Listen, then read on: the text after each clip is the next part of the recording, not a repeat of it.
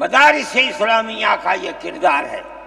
اسلام کو پھلتا پھولتا دیکھیں، یہ ان سے برداشت نہیں ہوتا، مگر یاد رکھیں کہ اللہ کا یہ چراغ نہیں بجھے گا، اسے بجھانے والے بجھ جائیں۔ نعرہ تکبیر! مدارس اسلامیہ ہندوستان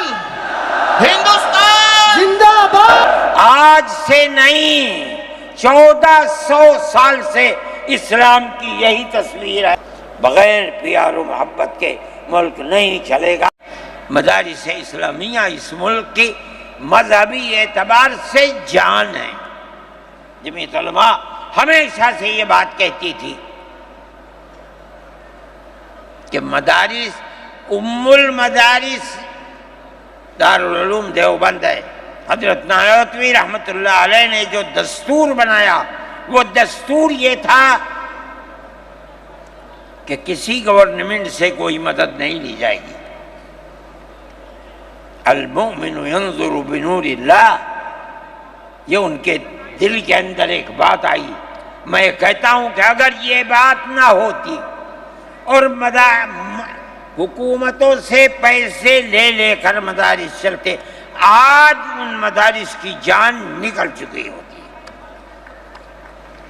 آزاد ہیں مدارس، کسی گورنمنٹ کا ایک پیسہ ہمارے پاس نہیں ہے۔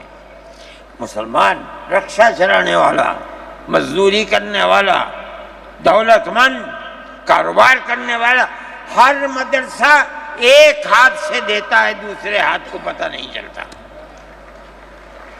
اللہ کا فضل ہے، اسی طرح مدارس دین کی خدمت کر رہے ہیں۔ ہم یہ سمجھتے ہیں کہ دین کی بقا ہندوستان کے اندر، اس کے اندر بنیادی کردار مدارس اسلامیہ کا ہے۔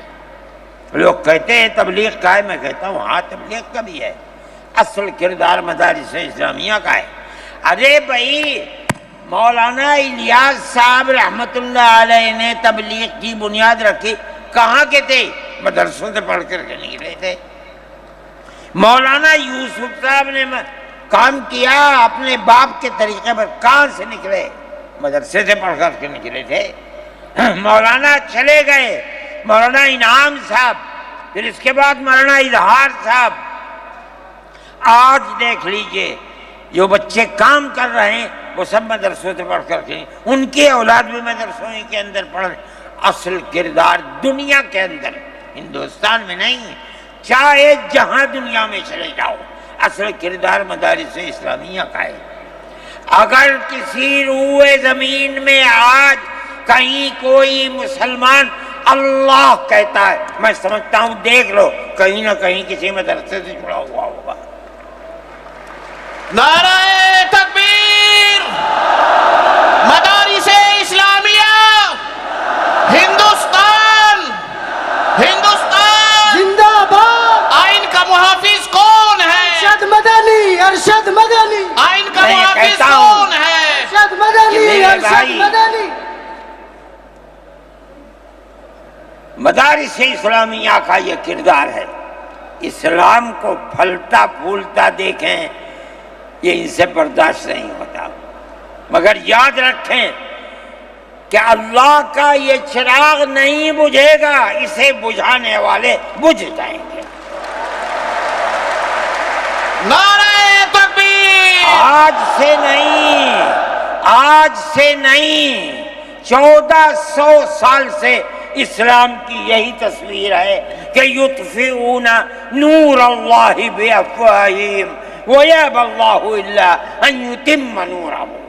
اللہ کے چراغ کو پھونک سے بجھانا چاہتے ہیں، اللہ انکار کرتا ہے، نہیں، یہ چراغ مکمل ہو کر کے رہے گا۔ میرے بھائی، فرقہ پرست ذہنیت جو کرنا چاہتی ہے، اللہ چاہے گا تو یہ نہیں ہوگا۔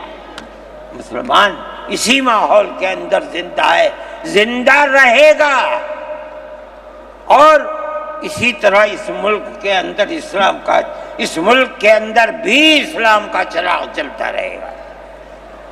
میرے بھائی، میں یہ باتیں اس لیے کہہ رہا ہوں کہ آپ کے اندر حوصلہ ہونا چاہیے، لیکن امن و امان کو مت جانے دیجیے۔ مسلمان مر جائے ٹھیک ہے، مگر امن و امان ختم نہیں ہونا چاہیے۔ میں نے ٹھیک ہے اسلام کو نہیں مانتا آدمی، اللہ کو نہیں مانتا، اللہ کو برا بھلا کہتا ہے۔ ہمارے آقا ہمارے سر اور آنکھوں پر ان کے جوتے ہیں، ہم ان کو اللہ کے بعد دوسری شخصیت سمجھتے ہیں۔ جو نہیں مانتا وہ ان کو برا بھلا کہتا ہے، کہے، لیکن نقض امن کے لیے کہے، ہم یہ سمجھتے ہیں کہ ہندوستان کے قانون کے خلاف ہے۔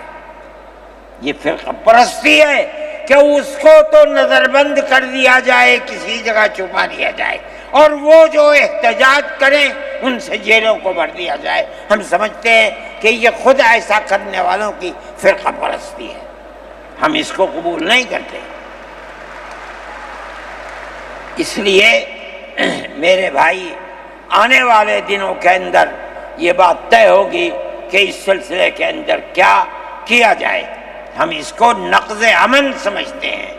آپ ایسا کرنے والوں پر نقض امن کی بنیاد نہ بنائیں، اور وہ جو گھروں سے باہر نکلے ان پر نقض امن کی بنیاد۔ آج بنگلور کے اندر جو یہ واقعہ 3 سال پہلے ہوا تھا، جو کرنے والا تھا وہ آزاد پھر رہا ہے، اور میں سمجھتا ہوں کہ 63 یا 64 لوگ 3 سال سے جیلوں کے اندر پڑے ہوئے ہیں، صرف اس لیے کہ جو نقض امن کرنے والا ہے اسے تو آپ نے آزاد چھوڑ دیا، اور جو احتجاج کرنے والے تھے ان سے آپ کو جیل میں بھر دیا۔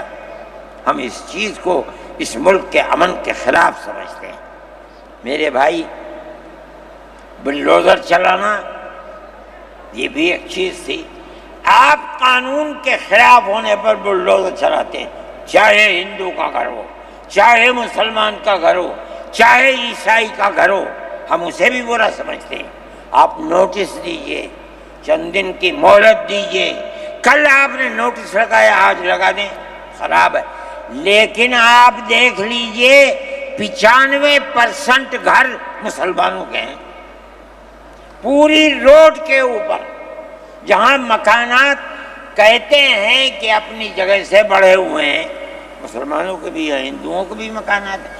آپ صرف مسلمان کے مکان توڑ دیں، پھر دوسری مصیبت کیا ہے کہ اس مکان کے اندر مان لیجئے بوڑھے ماں باپ رہتے ہیں، جس کو آپ نے پکڑا ہے کوئی غلطی ہوئی ہے، اس کے بیوی اور بچے رہتے ہیں اس مکان میں، غلطی اس ایک آدمی سے ہوئی، آپ پورے مکان کو گرا دیں، ماں باپ کہاں جائیں گے؟ ایسے مکانات کو گرا دیا جس میں وہ کرائے پر رہتے تھے، وہ ان کا مکان بھی نہیں، آپ نے گرا دیا۔ ہم اس کے خلاف ہیں۔ ہم یہ سمجھتے ہیں کہ گورنمنٹ کا یہ عمل ملک کے دستور اور آئین کے خلاف ہے۔ اس لیے جمعیت علماء ان تمام چیزوں کے اوپر نکیر کرتی ہے، اور ہم یہ سمجھتے ہیں کہ اگر یہ ملک زندہ رہے گا تو اخوت و ہمدردی اور پیار و محبت کے ساتھ زندہ رہے گا۔ جمعیت علماء کی یہ پالیسی ہے، ہم سب کو ساتھ لے کر چلتے ہیں، کسی کی مخالفت نہیں۔ یہ پنڈت جی بیٹھے تھے، شاید چلے گئے، تھک کے آئے، استنجے کو گئے کہ تبڑا ٹیکا لگا ہوا ہے، کہنے لگا میں تو آیا ہوں جلسے میں شریک ہوں گا۔ میں نے کہا کوئی دیکھے گا تو کیا کہے گا؟ لگا جی کہنے دے جو چاہے کہے، میرے تعلقات سب سے ہیں، میں ہر ایک سے اپنے تعلقات، چاہے کوئی ہندو ہو چاہے مسلمان ہو، میں نے اپنے بچپن میں دیکھا ہے کہ حضرت رحمۃ اللہ علیہ کے پاس ہندو بھی آتے تھے، مسلمان بھی آتے تھے۔ میں نے یہ بھی دیکھا ہے کہ ایک گاؤں کے اندر جبیرن میں حضرت کار سے جا رہے تھے، میں بیٹھ گیا، وہاں جا کے میں نے دیکھا کہ ایک ہندو جو اس گاؤں کا پڑھا لکھا آدمی تھا، ہو سکتا ہے حضرت کے ساتھ کہیں جیل میں ہو، اس کے یہاں اس زمانے کے اندر جب پانی نکالنے کے لیے انجن کا رواج نہیں تھا، اس نے لگایا اور حضرت کو بلایا تھا کہ حضرت اس کے اندر بسم اللہ کر کے شروع کر دیں۔ حضرت کا بڑھاپا تھا، وہ اسے چلانا، تو وہ بھی لگا اور بھی لوگ لگے اور حضرت بھی لگے اور اسے چلایا اور پانی نکلنے لگا۔ یہ تعلقات تھے، ہم آج بھی اسی کے اوپر قائم ہیں۔ بغیر پیار و محبت کے ملک نہیں چلے گا، آپ کو یہ چلانا پڑے گا۔ آپ اسلام اور مسلمان کی مخالفت کریں اور اسے برباد کریں، یہ چیز نہیں چلے گی۔